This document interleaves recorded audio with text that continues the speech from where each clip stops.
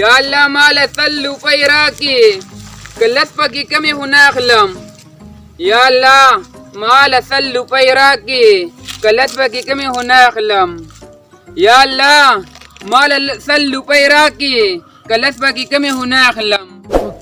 یا الله مال 100 روپۍ راکې که لس پکې کمې خو نه اخلم. ته ورګه دې سړی ته وخت یم چې دا څه وایي یاره. الله مال 100 روپۍ راکې که لس پکې کمې خو نه اخلم. الله توبه توبه دا څنګه مسلمان دی چې وایي 100 روپۍ مې شو که لس پکې کمې نه وایي نه اخلم. یا الله توبه توبه دا کم دغه ده یاره. ته ورګه زه اوس یو چل کوم 90 روپۍ ته ګزارم چې دا راخلي او که نه راخلي. یا الله مال 100 روپۍ راکې که لس پکې کمې خو نه اخلم. یا الله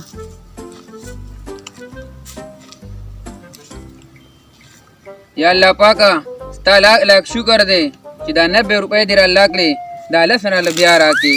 ته ورګه یاره سړی خو ډېر وران دی چې وایي چې زه 90 روپۍ نه اخلم او اوس 90 روپۍ راوایست ورګه زه پسې لږ ورځم. یا الله پاکه ستا لاک شکر دی دا 90 روپۍ دې راله کړې. لکه وروره تا خو وایي چې زه 90 روپۍ نه اخلم اوس دې څنګه راواستې تا چې وایي 10 روپۍ پکې کمې نه زه نه اخلم. دا به ما کې څه کار دی ما په خپل الله باندې یقین دی. ما دې 100 روپۍ غوښتې وي 90 راله کړې لس راله بیا راکړي. 90 روپۍ خو زما وې ما ورته معلوم وایي چې ته یې راخلې او که نه یې راخلې تا خو راوایستې. زه دروغجنه ما د الله نه سوال کړی و 90 راله کړې لس راله بیا راکړي. ته یې خو هسې هم نه منې خو دا فیصلو بیا په خان باندې به وکړو.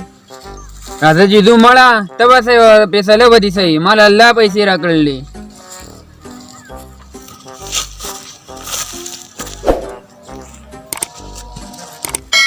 زم سر زم زما به یو شرط منې. څه شرط وایه؟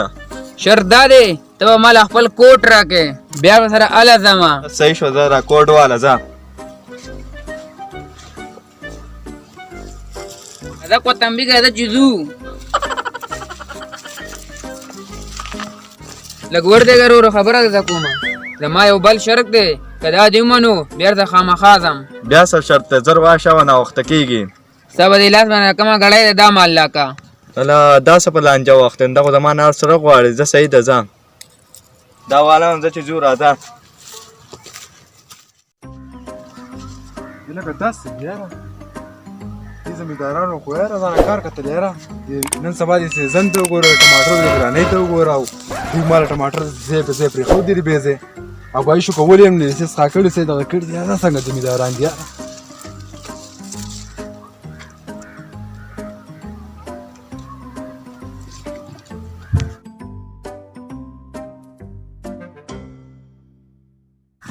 لکه تاسو د ټماټر څه چل کړی دی یاره ټول په پټي کې پرېښودي دي او څه خراب شوي نن سبا د سیزن ته وګوره د ګرانۍ ته وګوره خلک ورېږه مېلمانه راغله چې دا څه وایي دا.